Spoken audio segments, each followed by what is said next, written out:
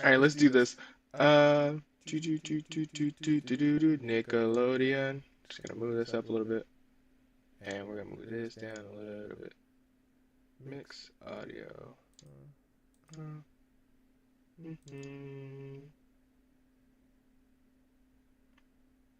I've just learned that I really wish some of these had monitor buttons so I can hear.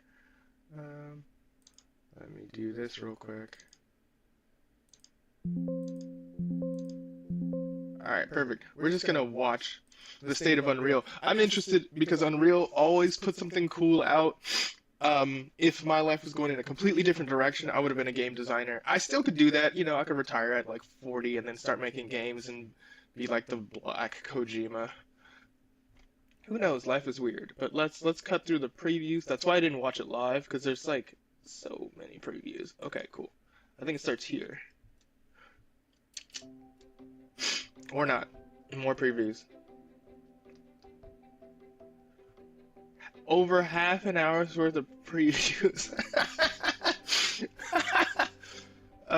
No, I think it's cool. I think it's a great space for like developers to get seen and stuff. It just kind of sucks as a person who wants to get like to the meat of the action.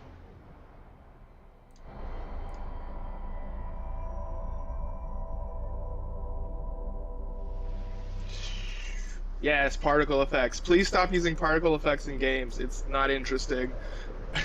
My PlayStation turns on and I just see particles. I don't want to see them in every game.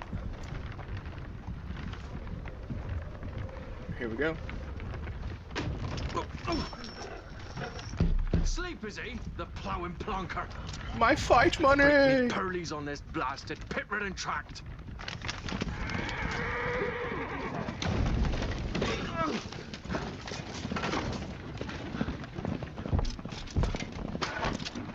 We've veered off the high road. Aye, the devil's after you! You're running from!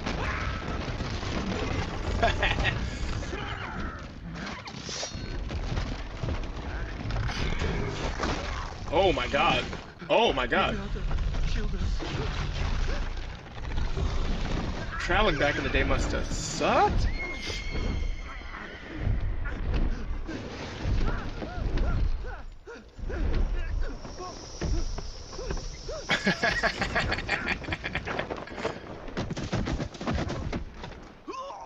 A griffin? I see fire, so it's potentially a drake or wyvern. Actually, I don't think wyverns do fire in The Witcher. I'm assuming this is The Witcher. Oh no, it's a griffin. Okay, cool.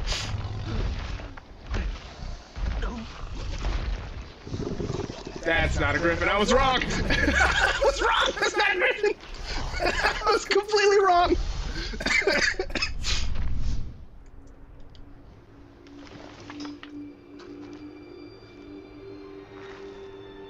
Yay, our girl Siri. Woo! If you don't like Siri, I don't care. Almost had me fooled, Fruin.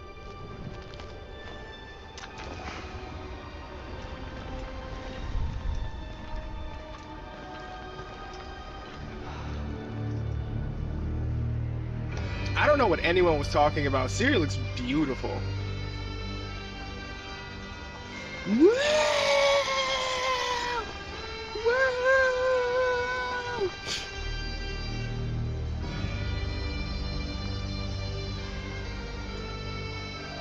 I hope she fights the Leshen, because Leshens were awful to fight in The Witcher. They're always awful. Thank you. Thank you, everyone, and welcome to the State of Unreal at Unreal Fest Orlando. We're here to show you what's next with Unreal Engine and so much more. We are thrilled that you're able to join us. Thank you. But first things first, I'm here with Sebastian and Kitek from CD Projekt Red. We have a lot to talk about.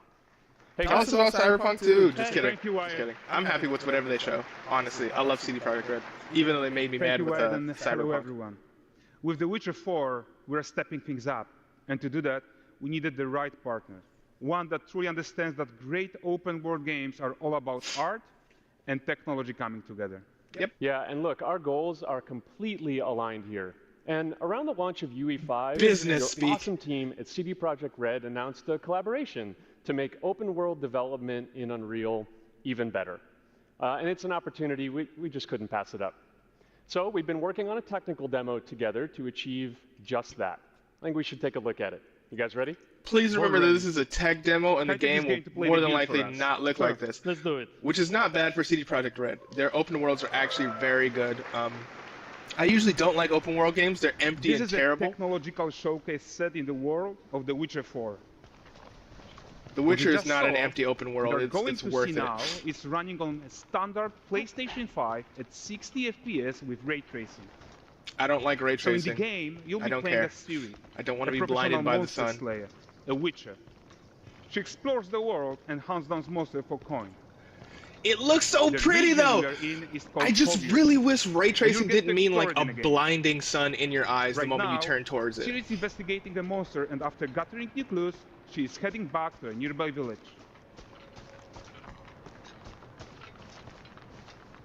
Yeah, watch. If they Alright, turn any everyone, more to the left, it's the Kelpie. sun will just delete your irises.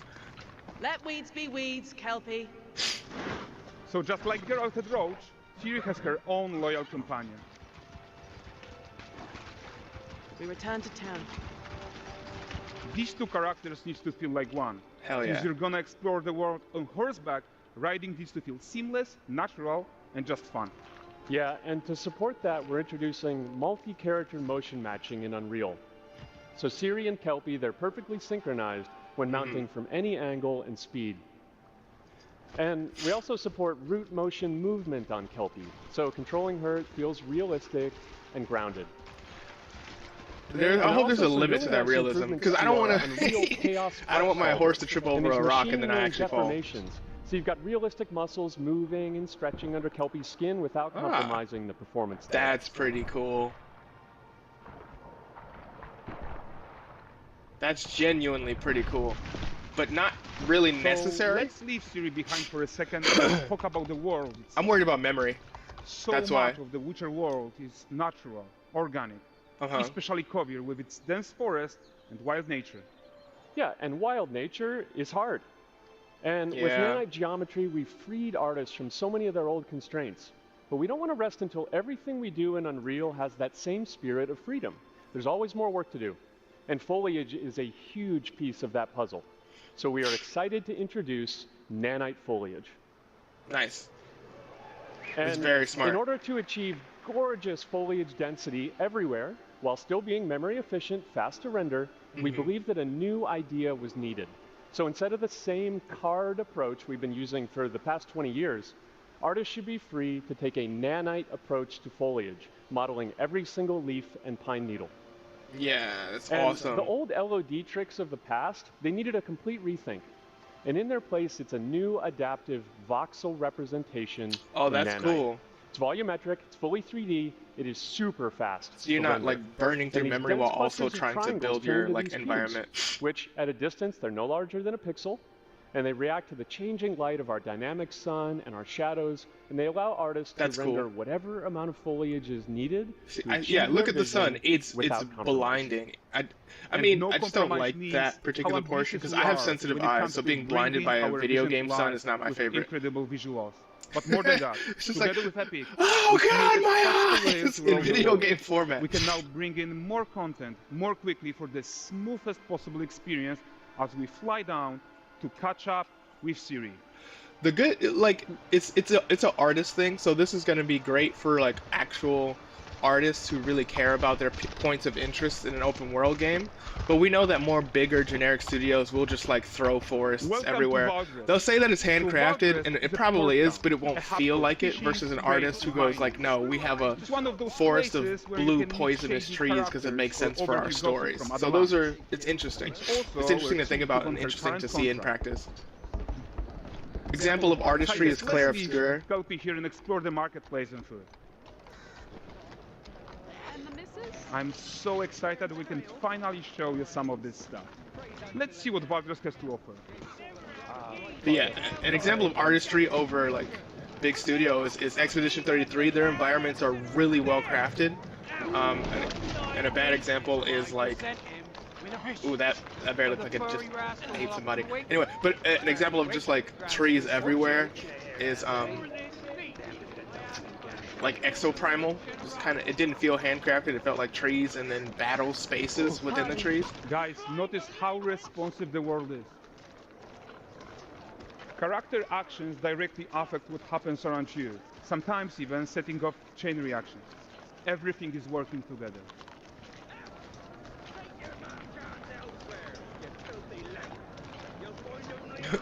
There's always that one guy who's loud as hell in a town. Gentleman being taught how to fly by an angry innkeeper. That's what happens when you cheat at Gwent. Last of it, is it? Man, that guy was hoping that people would laugh. That's what happens when you cheat at Gwent. How do you cheat in Gwent? That's what I want to know. Probably like a card slip. But the cards are so big, you cannot see that thing. How can you not see a card slip with giant cards? His own.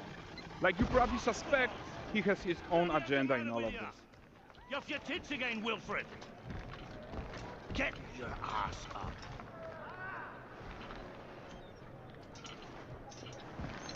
A typical day's toil. Who in? Ah, Witcheress. What news of my wagons?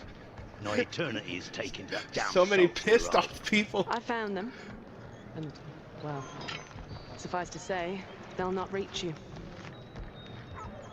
As for the salt, I found not one speck. I presume this comes as no surprise to you. Now. Kavir's smuggling trade is of no concern to me. Shush, shush, shush. The manticore that flattened your cars, Oh, Manticore. devoured your men. Quite the opposite. Manticore? No, them winged hellspawn dwell in the arse end of Creighton. While Siri decides what to do about that merchant, let's take a look at the character technology that powers this marketplace. Why don't we listen in on these fishmongers? They're selling their wares, chatting up customers. Morning, catch this is. Won't find none fresher. Rugged me ladies after one of them. Comes. Get this cleaned and gutted for you. You mind, dearest? Into seeing something more. Wow. Got mackerel cod. Most people won't pay Oh, attention to blessed any of this, but it's And still worth there doing is to make your tons world of feel guys alive. to play here. Even in a simple market stall. Metahuman tools, improved Unreal smart objects, chaos cloth, and more. Yeah. And Also, that all dude of has the this deepest exists voice to make ever. Sure that the gap in Yeah, my quality lady wants a between catfish. entities I'm gonna get her a as small as catfish. possible. Catfish. Yeah, and closing that gap, it's not just about fidelity, right, but also authenticity. They should react to changes in the world around them. But the prisoner in pillory is an Yeah, exciting they learned example from of Cyberpunk, where if you fired off a weapon in Let's grab town, it once everybody every 20 dunked seconds. at the same time. Just everybody. It was like the Matrix was shown to be real in Cyberpunk. But the great performance deserves a huge crowd though. Let's crank it up.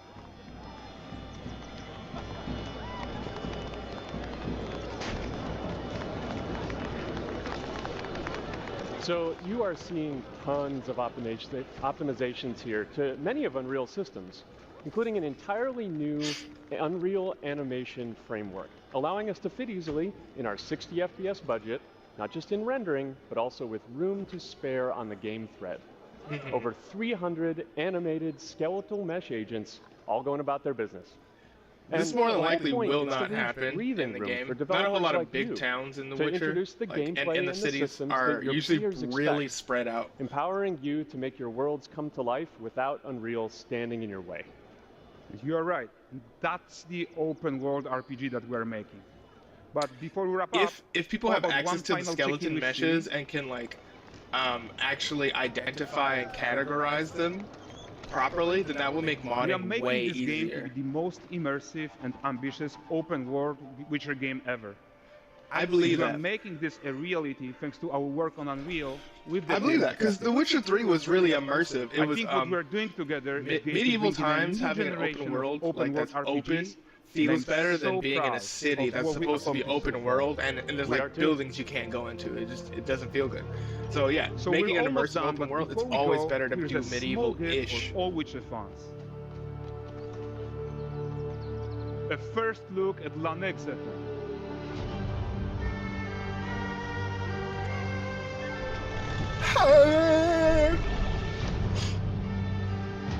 She's smiling at a manticore. Onward, Kelpie. Also, kelpies are magical creatures, so I'm assuming that that horse is magic.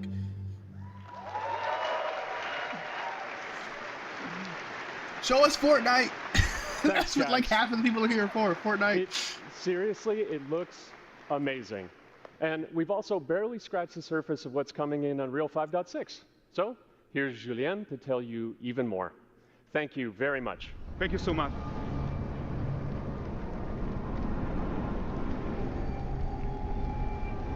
Particles.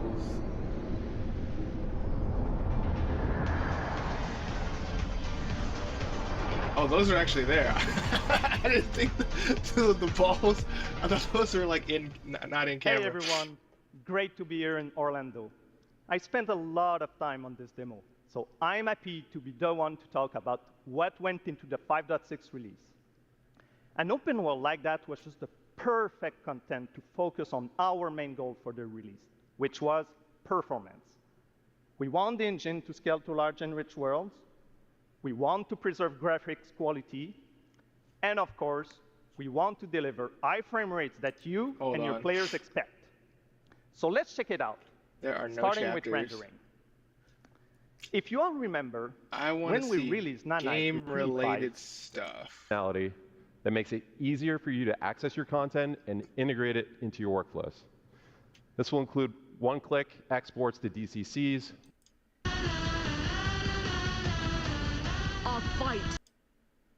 exports to DCCs. Cool, they're gonna show a showcase. I want to see that Blender, showcase. Maya, and Cinema 4D. And we'll do more from there. You know, we've also set ourselves up to support batch actions to download and export content. Yay.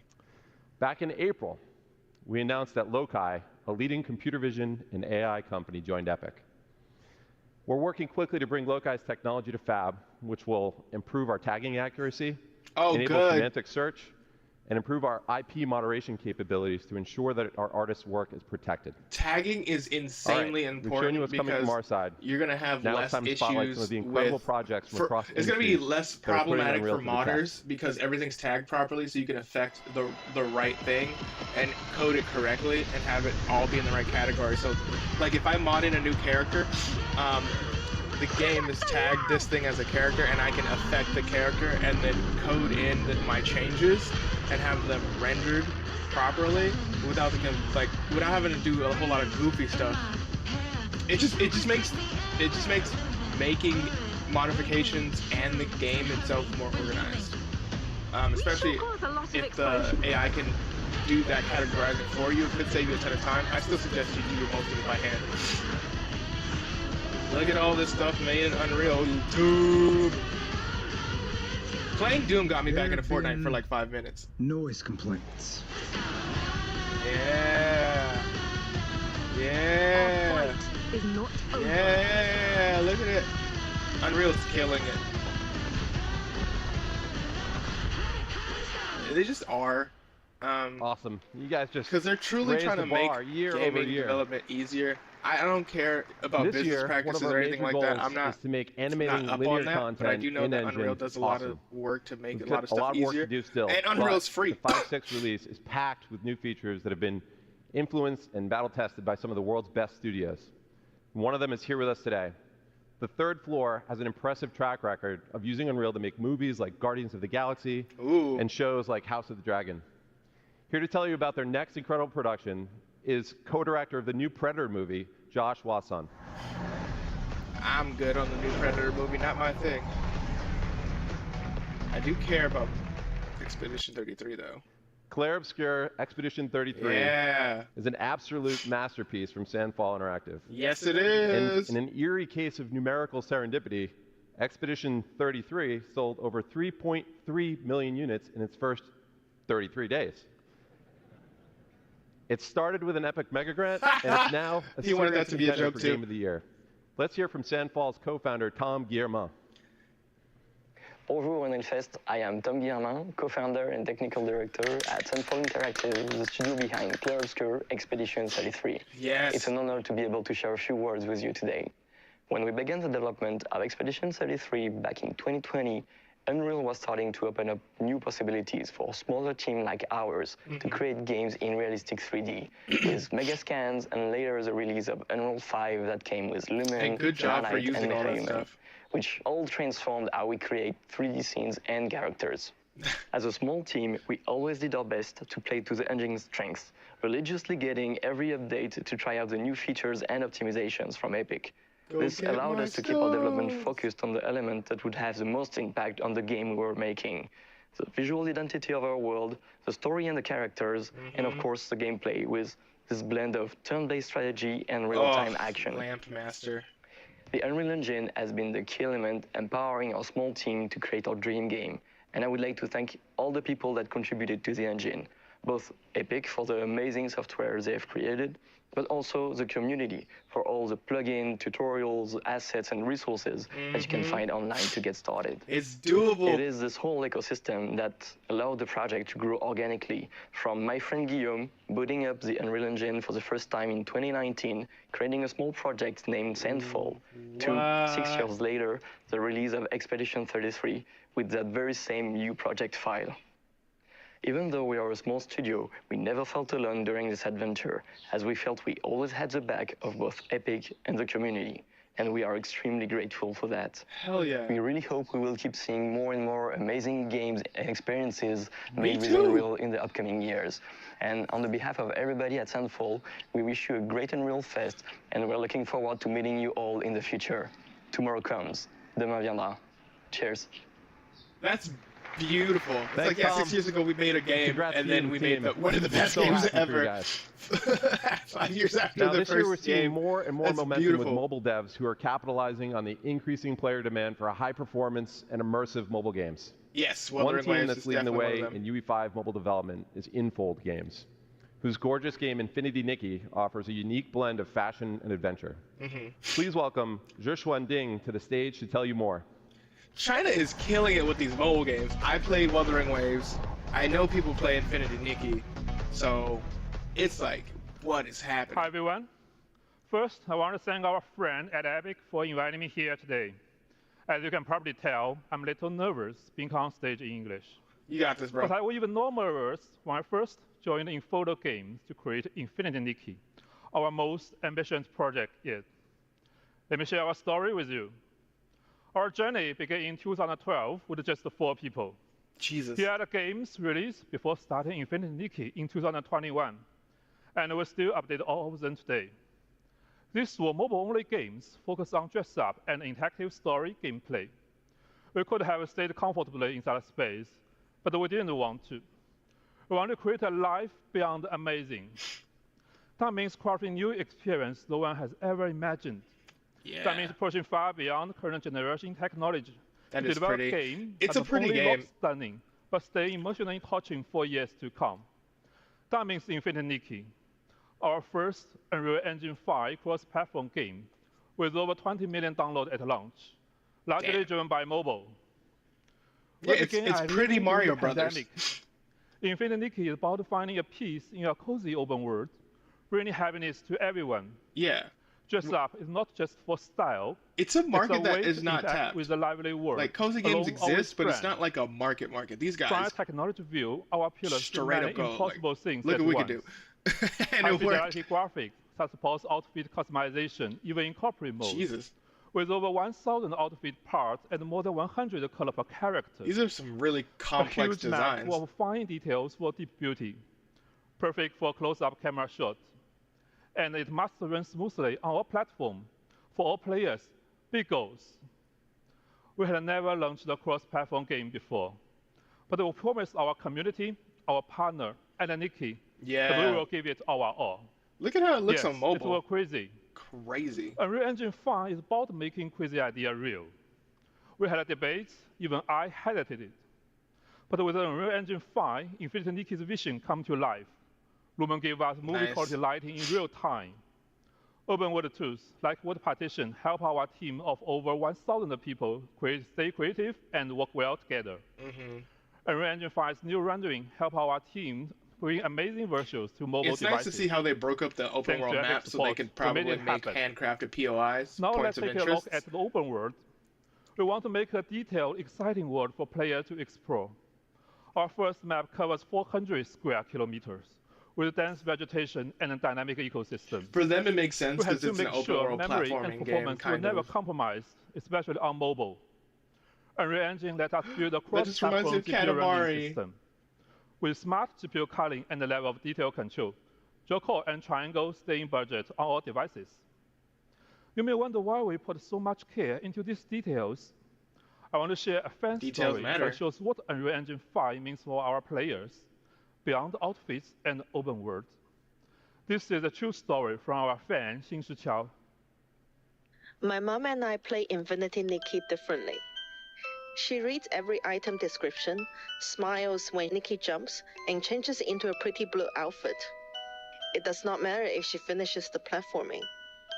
When I was finally able to take her on a long-distance trip, she spent hours picking dresses and took many photos, even of a small flower by the road. Now I understand. My mom loves every small moment. We play Infinity Nikki in different ways, but we love each other the same. That's adorable. We hope you enjoy this story. We hope you find the omen of the world's beauty in Infinity Nikki, the coziest open world game for OV1. Thank you for your time and have an amazing Unreal Fest. That's actually great because it shows that people play games completely differently. Some people Wow, don't what a even beautiful care world about the they've games; they created. care about the environment. All right, Like there's some games where I just want to be inside, like enjoy them. Game that you've Tech- got to people check are freaking out out, over Tekken. and it's coming I just to like the Tekken. Epic Game Store. Please welcome Ken Kim, CEO of Netmarble Monster, to the stage.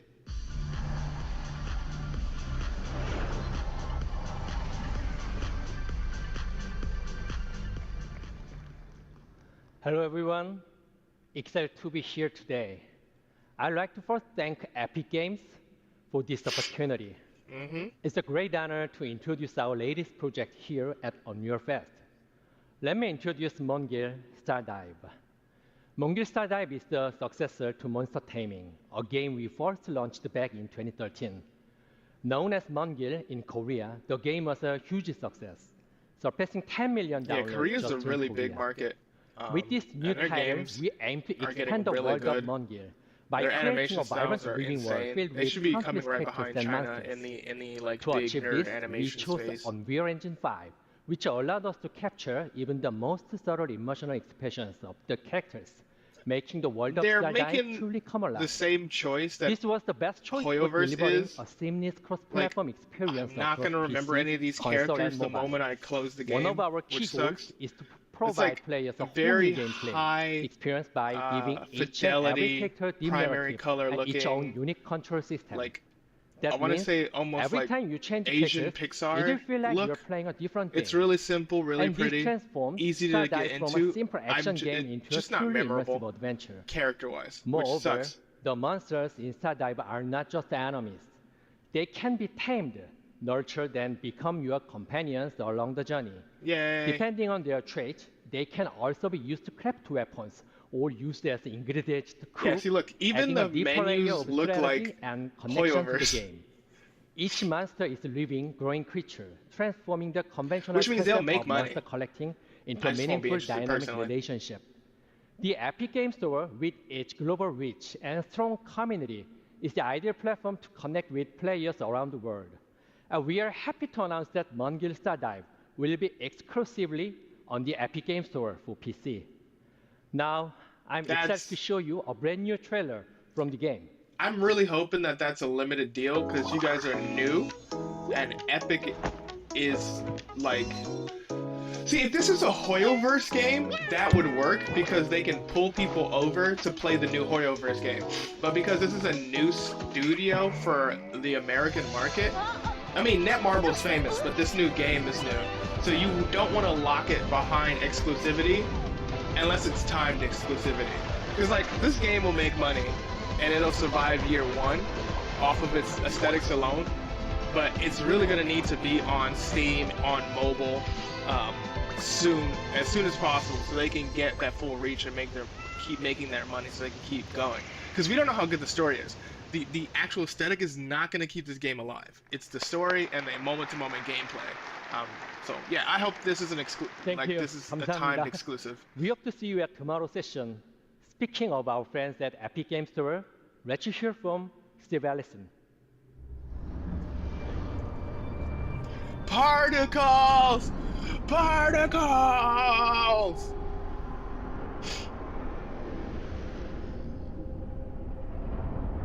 Particles.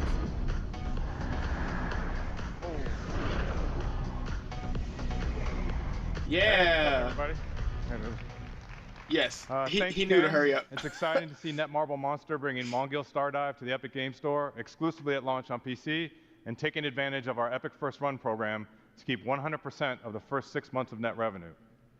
As you know, our industry is living through significant headwinds right now, and the Epic Game Store offers all developers a toolkit for maximum financial success that starts with our 8812 rev share and just gets better from there. Now on Epic, our back catalog program, like Epic First Run, allows you to keep 100% of net revenue for the first 6 months on back catalog titles that you bring to the Epic Game Store. And for Unreal developers, Launch Everywhere with Epic reduces your engine royalty rate from 5% to 3.5% on all platforms and stores when you ship your UE-based games day and date on the Epic Game Store. And remember, Unreal Engine developers pay 0% royalty on all Epic Game Store sales where we process payment. Additionally, you also have the option to use any in-app purchase payment solution you want, and when you do, you keep 100% of that IAP revenue. Know that this is a limited time deal. We want to do everything deal. we can to help during this critical time to maximize your success, so we have added another tool to the Epic Game Store toolkit. Starting June 1st, we've changed our initial revenue share to 0%, so that you receive 100% of the first $1 million in net revenue, and then 12% to Epic after passing that threshold. Okay, that may stay. Pretty cool. But yeah, awesome. they need developers to put their games on Epic And Games. this It's like a change is capital per title N need. and per year.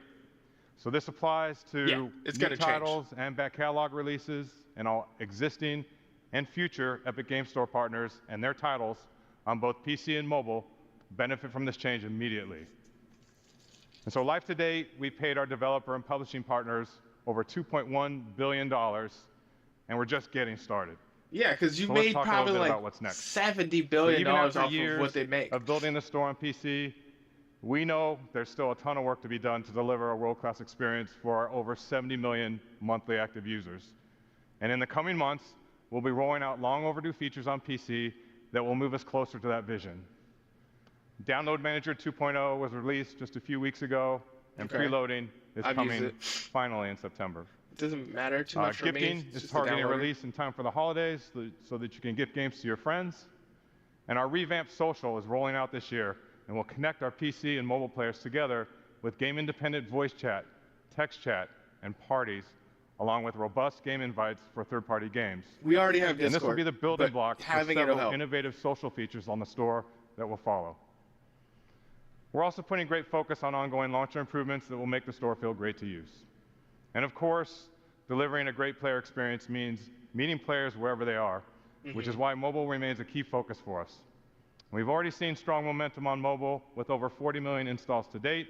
Yeah, We're pushing hard to hit 70 million by the end of the year. The Epic Game Store is available globally on Android, and we are continuing to expand our global footprint on iOS. Today, it's available on iOS in the European Union, with upcoming launches in Brazil, the UK, and Japan, as new laws in those countries come into effect. They're still fighting for in the Q1, US. we launched with a curated selection of third-party titles, and as of today, there are over 70 games live on the Epic Game Store mobile, with more being added regularly. This deliberate, phased approach ensures a high-quality experience as we gear up to open the store to self-publishing in the near future. In March, to accelerate installs and to keep players coming back week after week, we brought our weekly free games program to mobile. So each week, as we do on PC, we are partnering with developers to give players at least one new free game directly through the app on both Android and iOS, celebrating the best of premium mobile, and partnering with developers on content packs for free-to-play games. Nice. Our focus is getting the Epic Game Store mobile to 1.0. This is defined by two major new additions to the store, and the first of which is rolling out very soon. We're launching Epic Web Shops in July. Developers will be able to come into our tools and easily set up a shop for in-app purchases for mobile and PC games. And through Epic Web Shops, you can That's a good leverage our thing. industry-best rev share and offer players a better deal with bonus offers. And as an Yeah, extra they're fighting benefit, all hard players to spending fight on Steam. Epic Web Shops also accrues Epic rewards on all purchases. These shops will live on the web so that you can steer your players to them. And we're democratizing web shops by making them super easy to set up and available to all developers. And second, we'll be launching mobile self-publishing tools in Q4 and opening up the store to all mobile developers to set up and distribute your games. Yay. Well, that's it for me today. If you want to learn more about our plans for the Epic Game Store, join us today at 3:45.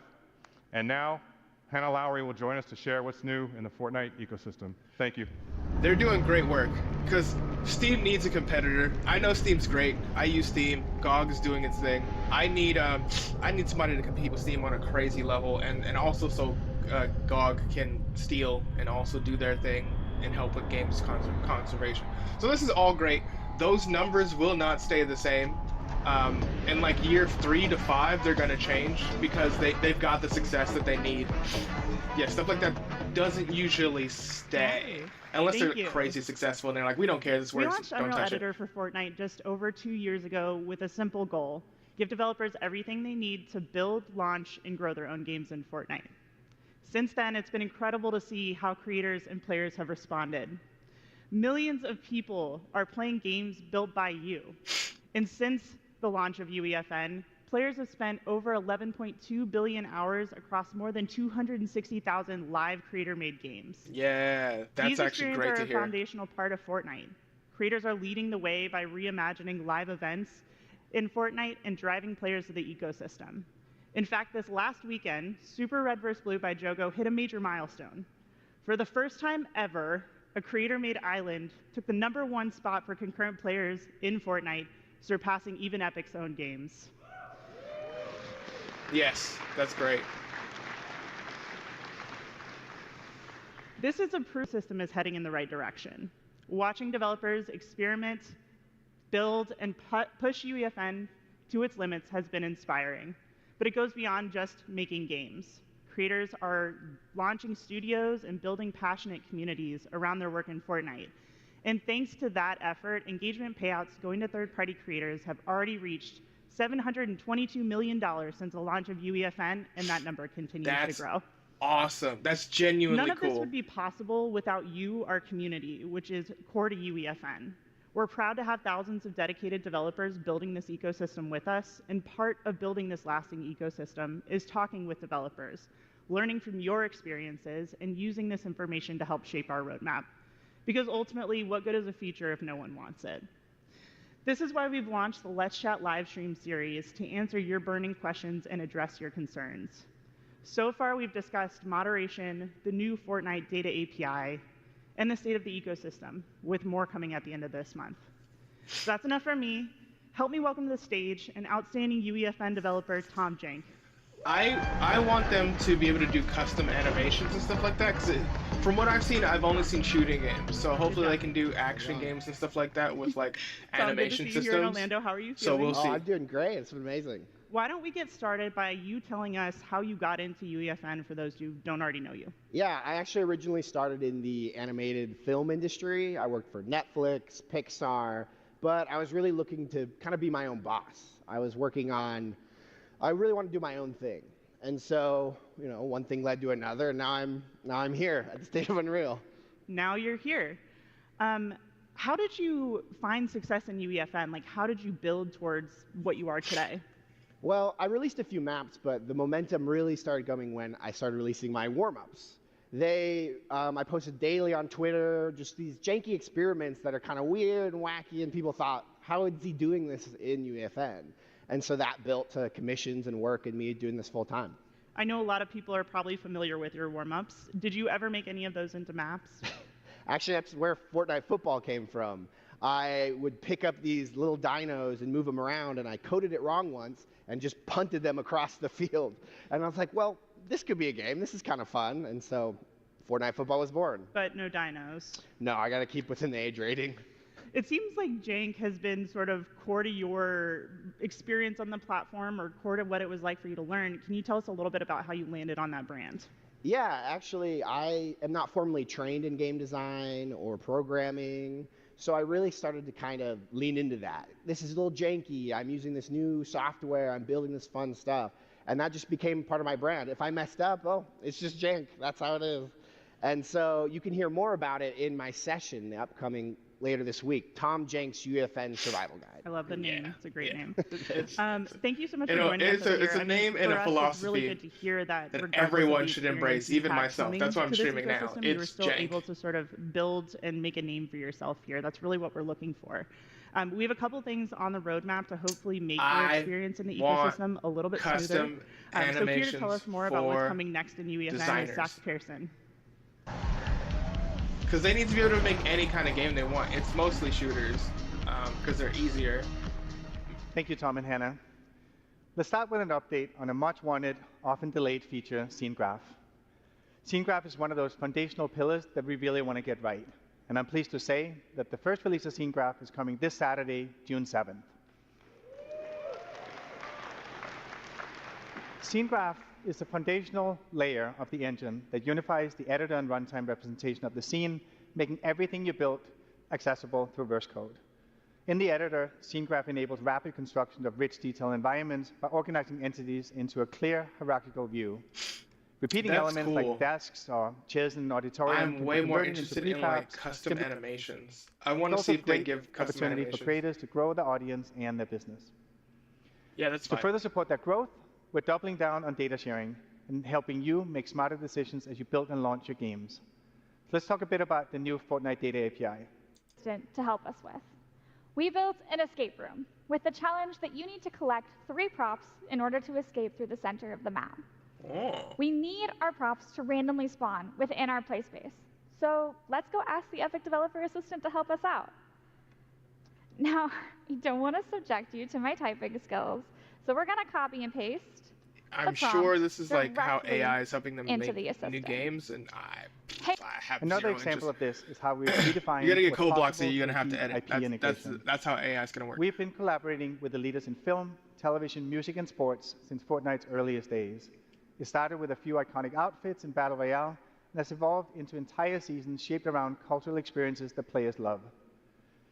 We wanted every creator to be a part of that adventure, so last I did year, like the we Doom kicked off a experience. movement that started just that.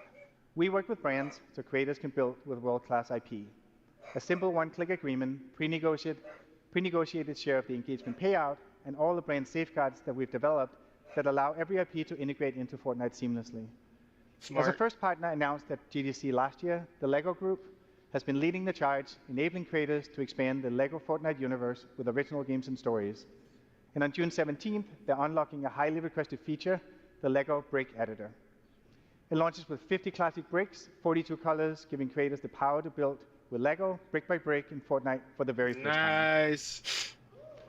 That's actually amazing because we don't have the random boxes anymore. So go. Our second partner to join the movement was Paramount. We welcomed Teenage Mutant Ninja Turtles to UEFN last fall. And from Pizza Tycoon to the wildly popular RVBB experiences to TMNT Dimensions, we've been amazed by your creativity. All in, you've spent over 700,000 hours in editor creating TMNT games. And then finally, horror has always had a strong foothold in creator-made games. Yep. It's not a surprise that adding Skybound's Walking Dead to the program has been a huge success. We launched in March, and creators are just starting to publish Islands now. And so far, more than 1,000 developers have published Walking Dead games in the first 2 weeks since its release. Yeah, I'm pretty sure a lot of them are exactly Through our the current same. partnerships, creators have already published over 12,000 islands with over 160 million hours played. I'm excited to announce that our next wave of partners bringing their worlds for you to create with. Later this month, Squid Game will be coming to UEFN, and creators will be able to build their very own twist on the world's most intense playground. Our partner Netflix is placing environment assets, NPCs, and new game systems like the Disguise device in the hands of creators so they can be their very own game master. Nice. Squid Game Tools will launch on June 27th, timed to the series finale of Squid Game, and creators will be able to publish their islands later this summer. Thank you. Yeah. Thank you. Our desire to bring iconic IP in the hands of creators doesn't stop with Squid Game. Avatar: The Last Airbender. Okay. That's a big one. We heard players loud and clear about how much they love the bending gameplay in Battle Royale. So we are excited to bring avatar-themed tools and devices to UEFN next year. Which is great, because they need means that money you, for the the developer, will animations, use features from the baby. four New Avatar nations to series. build your very own authentic avatar games. Together with these amazing brands, we're expanding the library of iconic IP that creators can use to make games in Fortnite. This is actually wonderful because it's free assets awesome games using the power of Unreal Engine. Share them with for millions just like of players creators in in Fortnite general. and get paid when people I don't think love the what you've studios made. are going to use these assets because thank you to I'm pretty sure the everyone brand for what protections you've done don't so far. allow them to. But at the very least, they're there for people who just want to make cool stuff and then move on to building their own studio for Fortnite or off the As we look to platform what's in general. next, it's to become really like important a really that we have good partners studio. to share lots of entertainment experiences for players and fans around the world, where we're going to go, including Particles! Is Disney. Just show me. So they're giving us assets from Disney. Yes! Give me the Maleficent skin! I'm way too interested in Maleficent. I'm not even joking, I want that Maleficent skin really bad.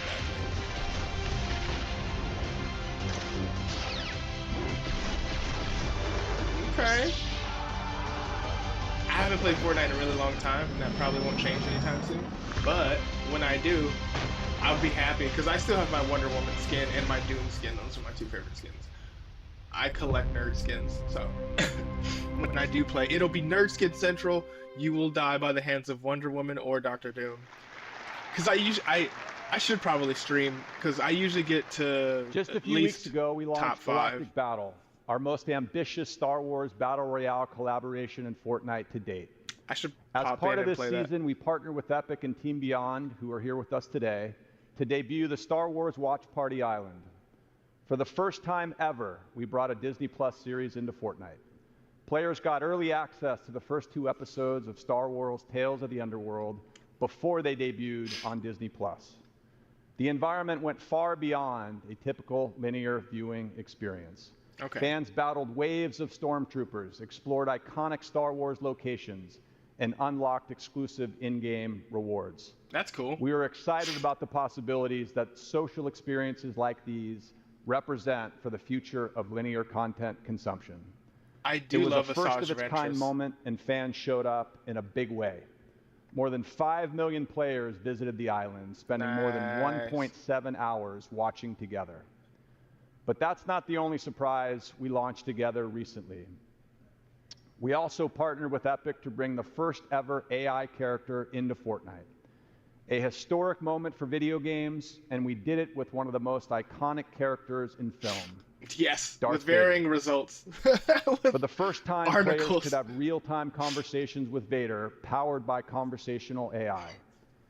This experimental feature offers a glimpse into the future, showing how Disney and Epic are responsibly embracing emerging technologies to expand the boundaries of storytelling and reimagine what's possible in gameplay.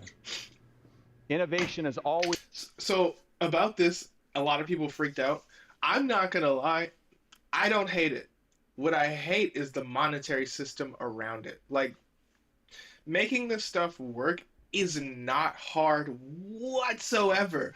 Like, it's really not hard. We have all of the business practices and stuff to make AI characters work. It's real simple. Hey, voice actor, you're going to be voicing an AI character. You're going to get paid upfront for the initial voice work, because you're not just going to have the person come in, say a bunch of words, and leave. No, they're going to do the initial performance for the actual game, and then they're going to say a bunch of other words or whatever and mouth movements, so the AI can basically generate anything that it needs to say. It's up to the developers and the companies to put in 2 things. Royalties as long as the voice is used, which is not hard. Epic and other developers / publishers, it's not hard. Set up a royalty split. We do it in film all the time. Actors get royalties based on like how much money is made, they get a percentage. Just do that for the voice actors. It's not hard. Secondly, the developers need to put in safeguards so that players can't make the character say things that the voice actor wouldn't want to be associated with. That also is not hard. Will people get around it as we grow up with AI? Absolutely, but that's not the developer's fault. So that's how it should work. I'm not interested in anyone's emotions because I don't have emotions toward it. I care about the truth, which is no matter how you feel about AI, it's here, it's coming, it will get bigger, it will get faster, it will get better, and it will get stronger. As you just saw with the Darth Vader stuff, there's nothing you can do about it. So don't fight AI. Fight how it's used. Make sure you get paid. Make sure your personal IP is protected, and go on from there. This is what I suggest every voice actor does. You start a company based on your name, brand it as well, and then take as many jobs as you need to get to a point where like you get an AI offer or whatever, and then you sign as your company, because your company is probably going to have more protections than you if you live in America, which is unfortunate.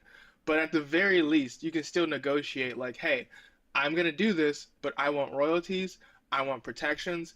If my voice gets used for something that's not supposed to get used against, you will get sued and you will lose because you signed this contract, and you failed to uphold your part of the bargain. And that's really it. Like if you do a voice role for a cat and that voice gets used for 10 years, you get royalties for 10 years. If they stop using the voice, then you don't get royalties. If they use the voice again later for the same character, you start getting royalties again. It's not hard, but people are making it hard. Businesses are being cheap and crusty and gross. And not to be rude, but just like there's a lot of emotion on the voice actor side, which is justified, very justified, but it's not helping people make the right decisions. I've seen so many protests where everyone's just like, we don't like this. Okay, what do we replace it with? We don't really know, but we know we don't like this. And I'm not saying that's like everybody in the community, but usually when I talk to somebody who's like an artist or whatever, once again, I have like no emotion towards it because I know what they don't know or are refusing to acknowledge, which is it's coming anyway. What are you gonna do about it? And it's just like, I'm like, okay, you're protesting this, cool.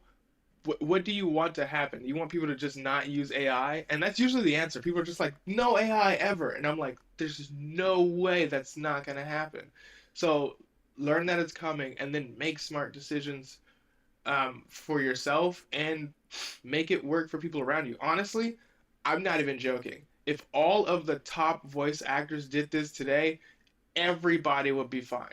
Every top voice actor, we're talking about your Troy Bakers, your Ashley Birches, the team from Critical Role, if they all sign stuff as a company or LLC or whatever they're doing now that like protects them, if they all said, hey, we're all companied and we'll do AI work under these circumstances. Royalties as long as the voice is used with protections.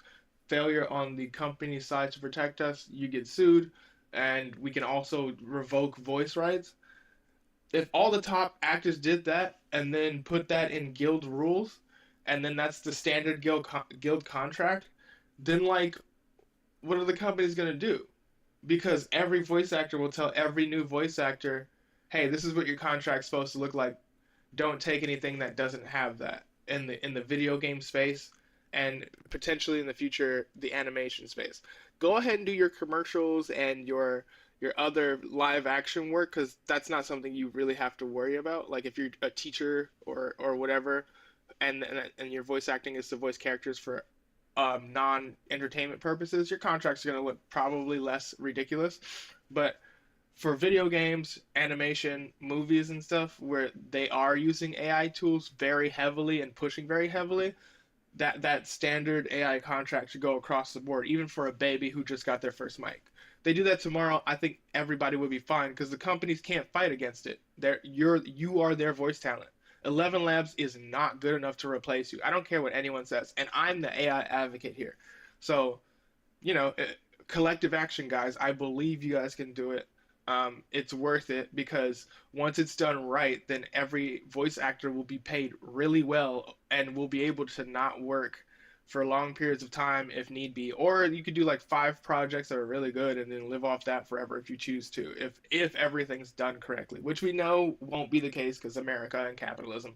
But at the very least, we want to protect every voice actor, new all the way up to veteran. So that's a long rant because I don't know how to be short-winded, but yeah, it's doable. TLDR, so I can put this on shorts, is every voice actor plus the guild just go, we are open to AI because you can't stop it.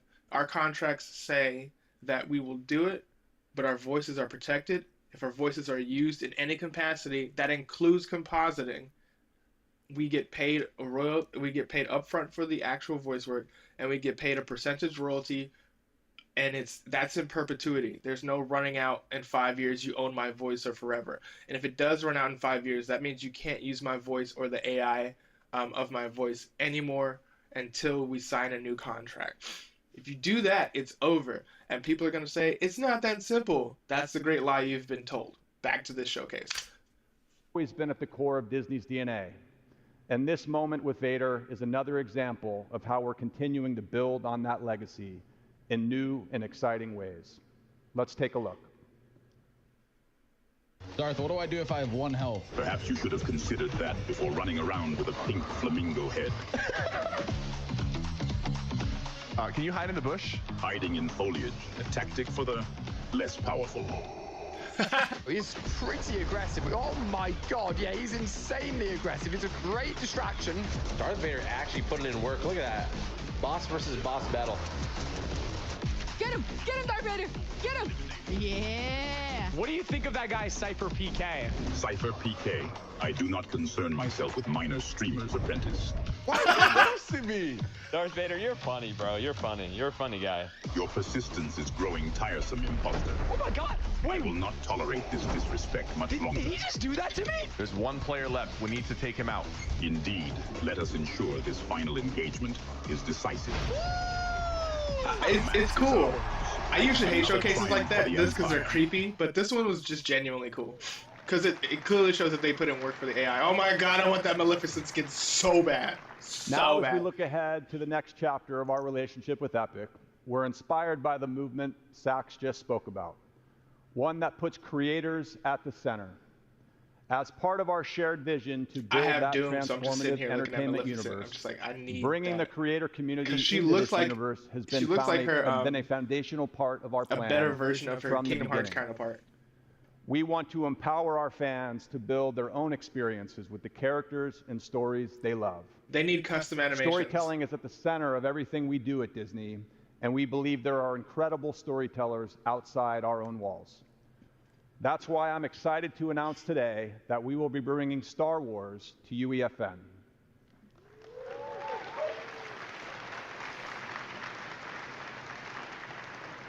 Giving all of you the tools to tell your own Star Wars story. We're actively working on this and look forward to sharing more. This marks an important step on our journey to transform entertainment, and the creator community will play a huge role in helping us realize that vision. I kind of want to see what's being made now. And back over to you, Sax. Because one of my favorite games was Dreams, and the guys who made Dream stuff, there's one where it's just like you walking down the most photorealistic neighborhood Bringing Star Wars and to it was UEFN a is user going to be a creation. massive unlock and a huge moment for creators. Hopefully people can do that in It also Fortnite. underscores that this is the right approach that works for IP holders. And in the end, players win with more games with their favorite IP. Yes, if they're really good. Let's start by taking a look at the new Persona device that's coming later this year. Okay. This device enables you to create characters with personalities that players can talk to. Yay! You can select the type of voice and delivery you want for your NPC, as well as their characteristics. We specified all our facts in verse code, so let's jump over there to see how we define for our what we define for our character. It makes me want to develop. So it really does. define both the personality of the AI and the knowledge that it has. All facts for the character is right there. The prompt we inputted for this NPC say that it's a mysterious cosmic entity named Mr. Buttons. Its ultimate goal is to guide me to press the glowing red button with comedic finesse. The code provides the AI with facts about the contents of the world and guidance of how it should interact with the player. It's about 20 lines of text in total. The Verse API enables us You're to still adapt gonna want facts to in probably runtime put 2000. and to receive structured responses, allowing the AI to directly directly affect game state. All right, let's jump over to Fortnite and see how this all comes together. Yeah, you don't want to just do And 20. You're remember, probably going to want to like do a the couple AI thousand because you got to remember that people are the only growing sole up with purpose is AI to right get the now, player and to they're press learning the how to glowing trick red it to button. do what they need it to Right. do. Take it away, Andrew.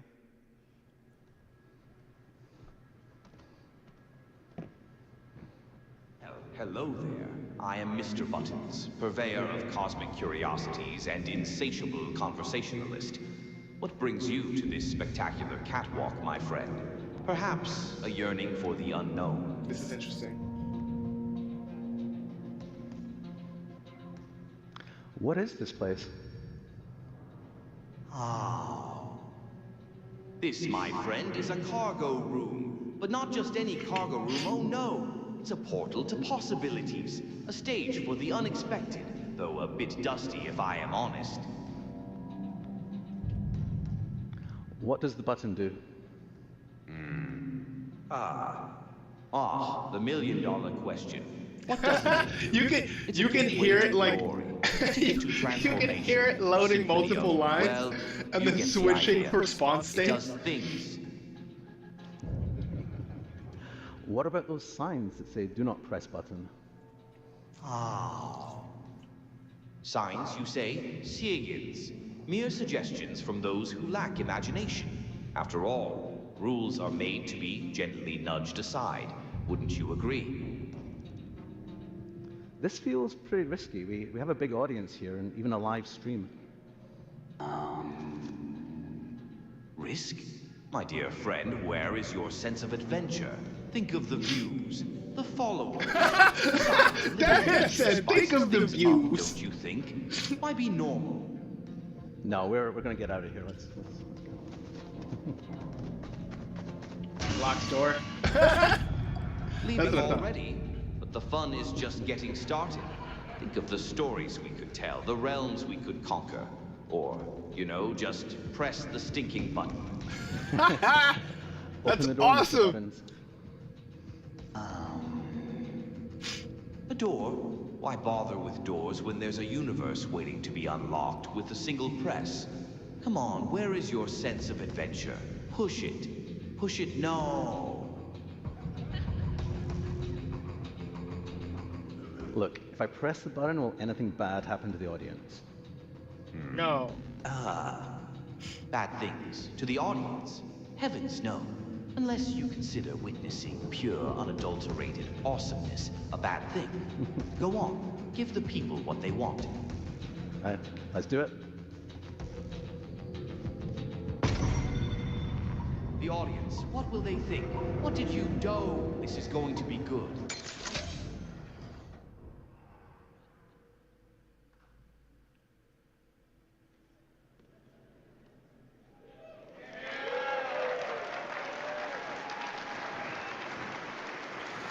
So the interesting part of that is the fact that the AI can lock a door. Well, they pressed the AI button, and it might have been a bad idea, but like in truth, there's no unpressing that button. Yes, he gets it. So you know, at Epic, we've been thinking a lot about what this this future of AI means for us and for the whole industry. And when the world's on fire, we like to back up and remember our aims as game developers. It's to make fun games. And AI can help us with this. Yes, speed. And so we've come to see AI as an opportunity to have a multiplying force on human creatives. And the ability for a small team of indie developers to create characters with personality and infinite dialogue is a superpower. Yes. The power to accelerate code development and 3D content development of all sorts is going to make game developer better and more accessible for everybody. And smaller and teams. Right now, we've never seen a time like this in my lifetime. The world is changing ridiculously fast. And the good news is the industry is changing fast too, and in particular, it's opening up. Last year, the European Commission opened up iOS to competing app stores. We launched the Epic Games Store on Android worldwide and on iOS in the European Union. And very recently, the United States court opened up iOS to competing payment services this year. This enabled Fortnite to return to iPhone here in the United States. Yeah. You know, he's happy about that. We won. That court decision was a huge victory for all developers, not only Fortnite. And it means that now revenue is shifting away from useless gatekeepers and middlemen to developers who actually build the stuff. The people like us. That's a major victory, though, seriously. Competition is good. And this trend towards open platforms is spreading around the world. This year, later, Fortnite will be returning to iOS in Brazil, United Kingdom, and Japan. And we'll keep fighting for Fortnite and for developers' freedom until all apps are free worldwide.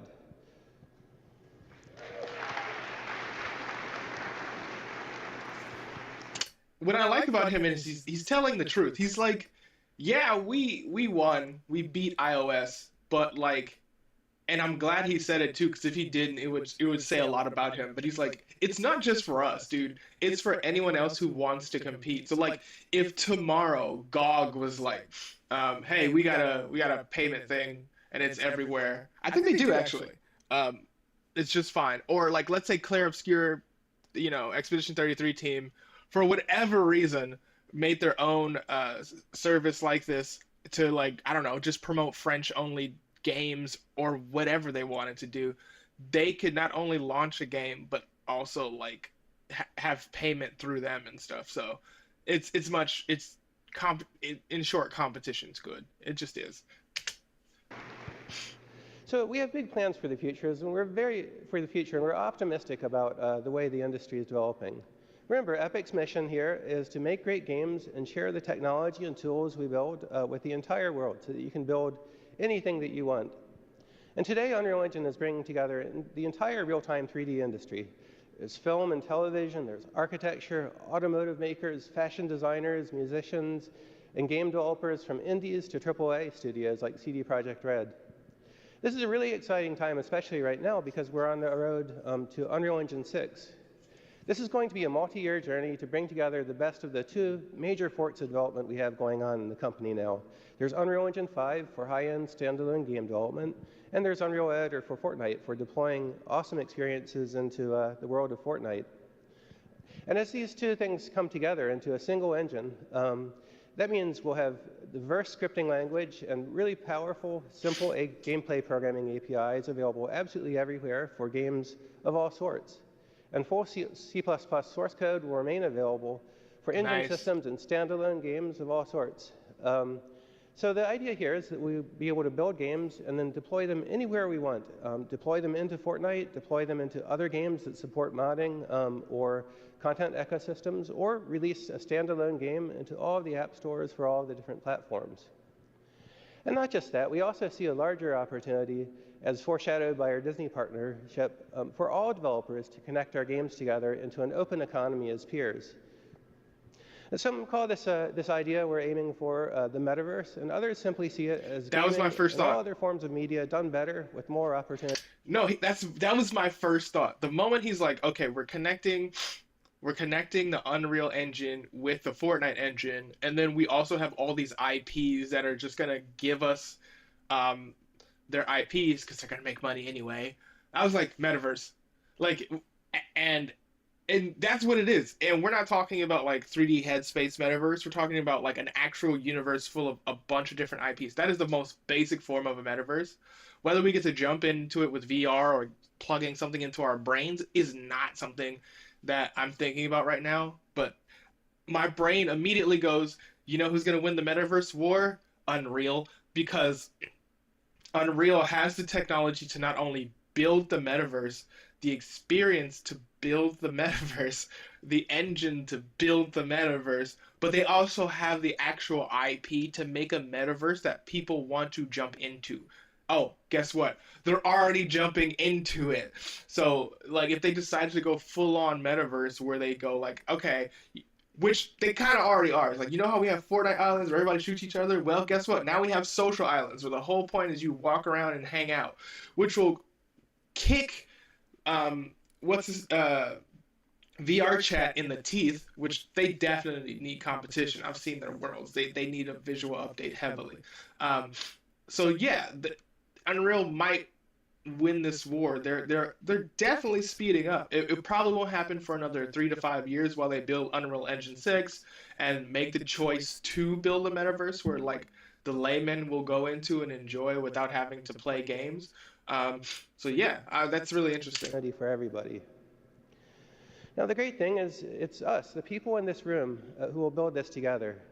And so I thank you for the trust you've placed in Epic and the trust you've placed in us to serve your business. And I thank you for coming here to Unreal Fest.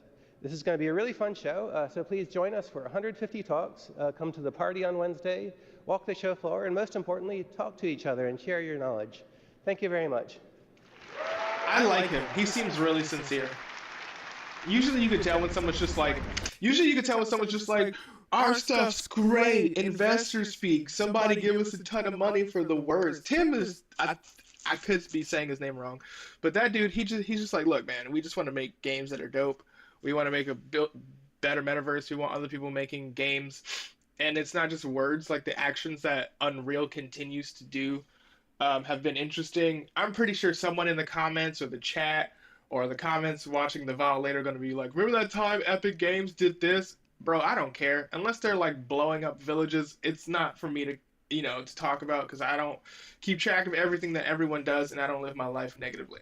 But yeah, so far, what they're doing is really interesting, and I hope it continues to help like micro studios make stuff for Fortnite and then eventually become a large studio.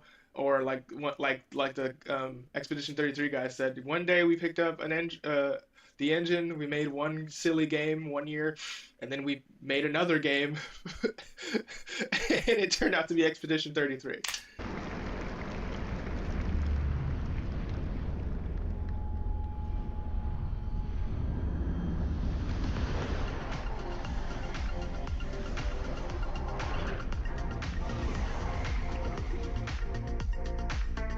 Alright, that's that. I enjoyed it. I'm probably gonna rewatch it on my own because there's some parts of the talk that I know are not interesting to watch over stream. But I'll definitely take a look, and if I find something interesting, I will definitely put it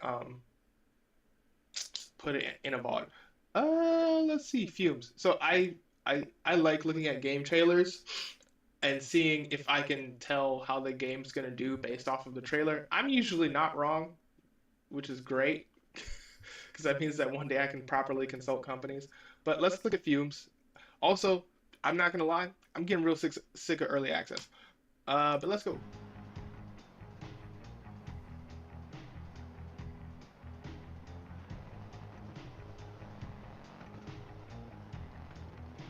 Oh my god. This reminds me of like, oh, it's okay, cool. Oh, good explosion. This reminds me of Twisted Metal. Like a lot. The giant vehicles are really cool. This game's gonna do well. It's gonna find an audience. Cool. Because I'm assuming it's like this because it's early access and they don't have a ton of cash. But I hope they lean into the fact that they're in the space of Twisted Metal and kind of like find their voice in that wacky scenario. The giant vehicles are really cool. The fact that there's an editor is really cool. I think Fumes is gonna find its space really fast. But if it wants to grow and stay really sustainable, we need the tone as quickly as possible. Meaning, what's the story like? What's the voice of the game like? Is it like Mr. Torg from Borderlands going like, we live in a desert and we blow each other up, wow? Or is it like these dudes are fighting for their lives and they go throughout the desert finding parts they can build cars and defend themselves against other crazy people. So once they find their voice, that's when the real money will come in. But the base gameplay looks real good. Now it's time to talk about or watch one of my addictions that I've been controlling really well, Wuthering Waves. I like Wuthering Waves. It's really good. The story also really good. I'm actually trying to catch up on it now. I genuinely wish there were more characters and more combo routes for each character, but that's I like this game so much, I want more type of complaint. That's the complaint you want, where it's just like, this is so good, I want more. But yeah, let's see. They've added more story, which is great for me, but also terrible because that means there's more stuff I'll eventually have to go through. She's missing. I'm looking for her.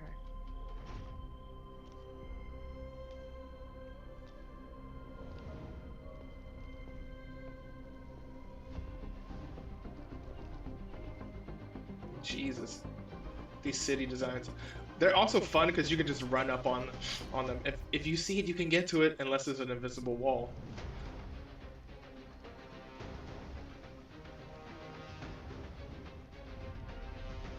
Ooh, new dragon. I love when I see new monsters in this game because that means you can catch them. This game has Pokemon in it, which is wonderful. That creature, you can catch it, turn into it. The Aegon isn't just an event. It's the training ground nobles and commoners alike have to fight in. Ooh. You know well that gladiatorial combat is the lifeblood of our ancient and mighty city. Warriors, may your courage honor Septimont and prove your loyalty to its spirit. I hope she's a new character. This sword shall follow your will. Sure. What's up with the red-haired girl?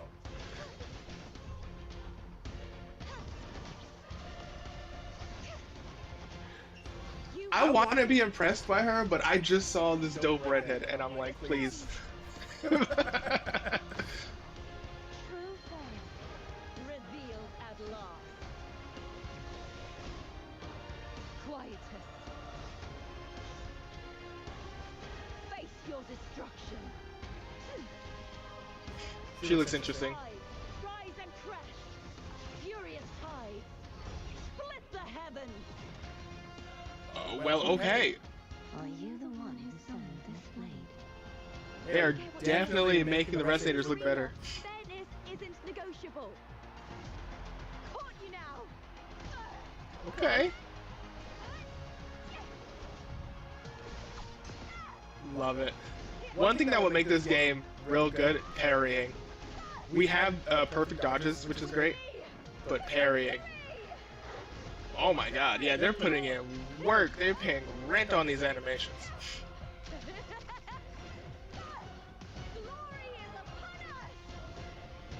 I'm joining your battle.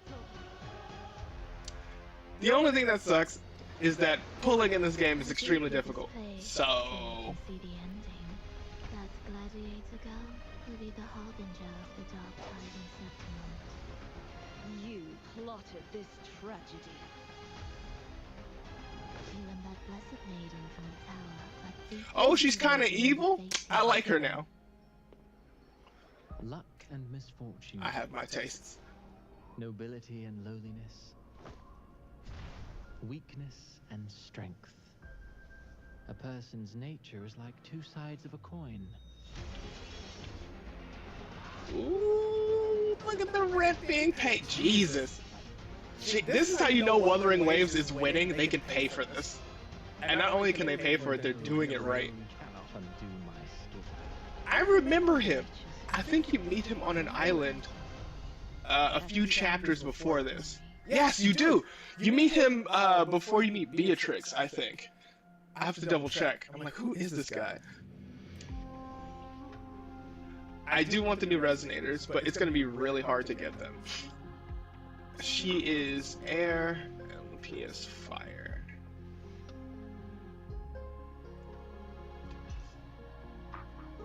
Yeah, I've never gotten a special weapon ever, because it's like pulling for the Resonators is hard enough, and I don't spend my life playing, and I won't.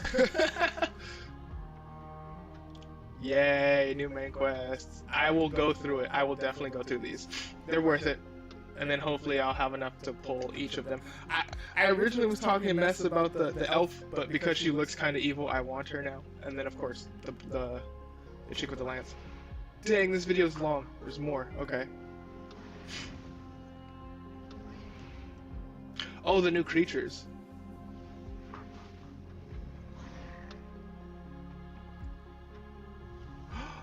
You get to have a little dragon, and it's not a transformation.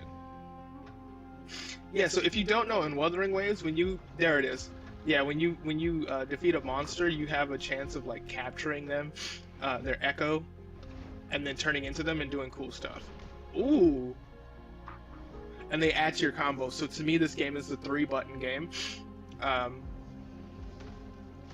Yeah, I just want them to have like a 2 or 3.0 system where oh, everybody's moves flows better, and then resonator moves. Everyone's light and heavy attacks flow better. Hopefully they add parrying, as well as turning into your monster also flows better as well. In and out of your combinations. That'd be fun.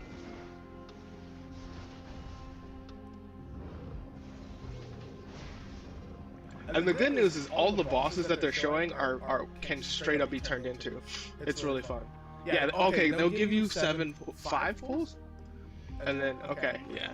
So you get like 1 or 2 like shots at getting your resonator with the events, which is great. This game is so dense. One thing I do like about Wuthering Waves is dense in a way that you can figure out. Like, I opened Tower of Fantasy and I was just flabbergasted. I turned it off immediately, but I could kind of follow Wuthering Waves. Right now I'm just focusing on the main story before I do any of this like side content. Just because I want to catch up and then like level up my characters and then do all the side content and wait for the new story to come out. Ooh, this is interesting. They made a card game? Oh no. The Final Fantasy is coming. Oh, it's not a card game, it's an auto battler.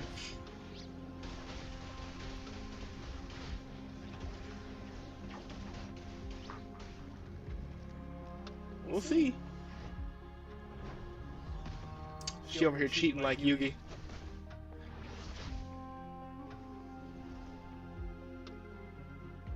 Those are cute.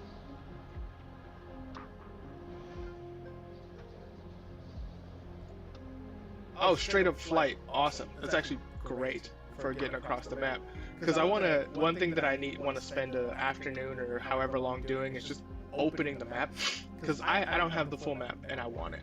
Just because I'm one of those dudes. I want to see everything. There's way more stuff to do, which is awesome. More opportunities to pull the new resonators. And if you get the new resonators, pull for their weapons. I don't have anyone's like special weapons, so I don't know how much it changes combat-wise, but we'll see. Ooh. I'm not reading any of this, I'm just looking, because it's fun. I don't care about the finer details, I just want to play. There's way too much in this trailer, which is awesome.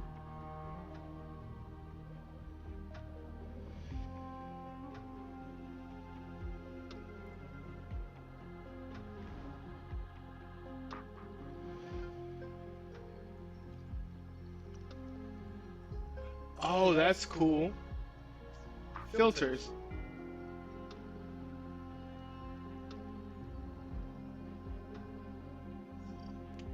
No, filters matter because they can change the tone of your game in moment-to-moment gameplay.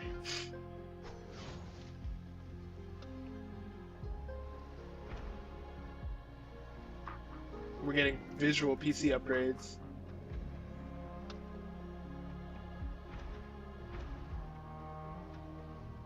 Parrying is in the game, but it's only on one character, and it's really kind of timing based, which is like, duh, Jeffrey, it's parrying. No, it's like it's based on the activation of a move that stalls. But yeah, Wuthering Waves is really good. I'm surprised. I genuinely am. I picked up Wuthering Waves when it started, and it just turned me off, and I went back to Genshin Impact, and then I stopped playing that because it was just like not my speed. Especially because at the time, I believe it was one button. I don't remember. It was a long time ago. But Wuthering Waves blew up hard.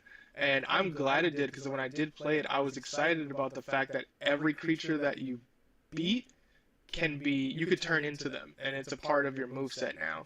I will say, like, if you're trying to pick up Wuthering Waves, get past the first chapter as soon as you can. It's wordy. It's really wordy is the best way to say it. It's not boring. It's just so much vocabulary in such a short period of time. It will turn you off. So just get through that first chapter up until you fight the first really big boss, which can be done in like, I don't know, 40 minutes, maybe an hour, if you really just run the story. And then you'll get into the good stuff much faster. The game is genuinely fun. And I'm really super excited. Look at these visual updates. Look at how most characters in Wuthering Waves, aside from the newer ones, don't have this level of complex animation. So that shows me that they're actually like paying attention to how their characters play, and then making them just more visually intense and fun. Because they know that mashing buttons is cool, but you also want to see cool stuff while it happens. The only thing I can't confirm is if these characters flow while you play them. But one thing, as you're seeing now, like her ultimate, fantastic. It's awesome. So yeah, like I said, they're paying the rent on these new character animations, which is great because it shows like the progress and that they pay attention. Like, look at the first characters that you get and their animations and their ultimates, and then just rewatch this trailer. You'll be like, Jesus, yeah, they're actually progressing, which is real fun. Their stories have gotten much better too. Like I said, the first chapter is the only one you have to worry about. It's wordy and really just kind of hard to follow. But after that, the stories simplify without being worse. Meaning, like, what's said by characters doesn't take away from the actual tone and impact of the story, and it's just super fun. So yeah, and look at these trailers that they're paying for. Like, I'm super interested just off of this frame alone. Oh yeah, and they're bringing back character. Like I said, that mask guy, you meet him in a few chapters beforehand. So they're bringing back characters. She's evil, and that makes me happy. I'm gonna pull for her just because she straight up looks evil. That's my type. Don't judge me. Yeah. But yeah, Wuthering Waves looks great. Tell me in the comments or in the chat if you play Wuthering Waves. Who do you play? Who are you gonna pull for? Man, the game looks so good. I might actually play it after the stream is over. Anyway. Is there anything else I want to react to? No, not at all. Oh wait, yes. The skins for Marvel Rivals hit so hard. It's insane. It's just crazy to me.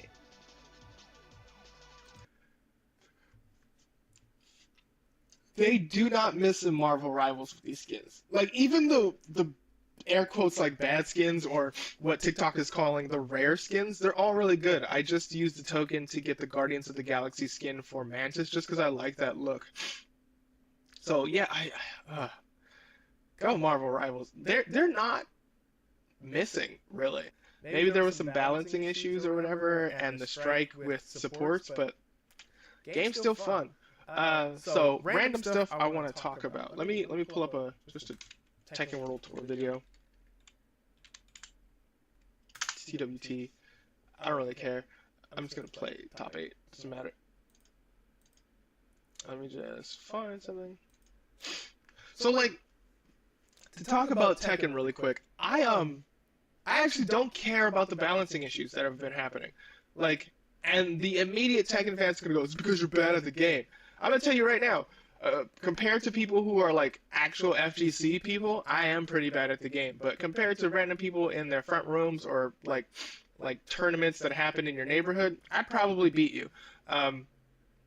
And I love that not everyone, but people who really play and love Tekken are starting to notice a few things. If you're not blue ranks, you're probably not going to notice any of the things that anyone is talking about. If you like Tekken and just want to play Tekken, play Tekken. The balancing stuff matters not a whole lot to you because you're not either getting or using the finer points that are problematic with the season 2 stuff. So just have fun. But if you're blue ranks and you're playing, there's a new patch that released recently that probably helped with some of those issues.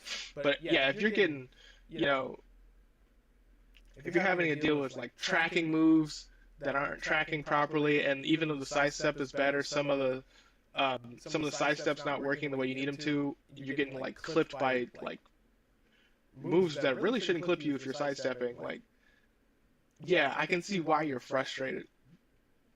And you should voice your issues because we want Tekken to be really good, especially when that first when patch 2 came out and it really was straight up aggressive. I'm with you, like fix that.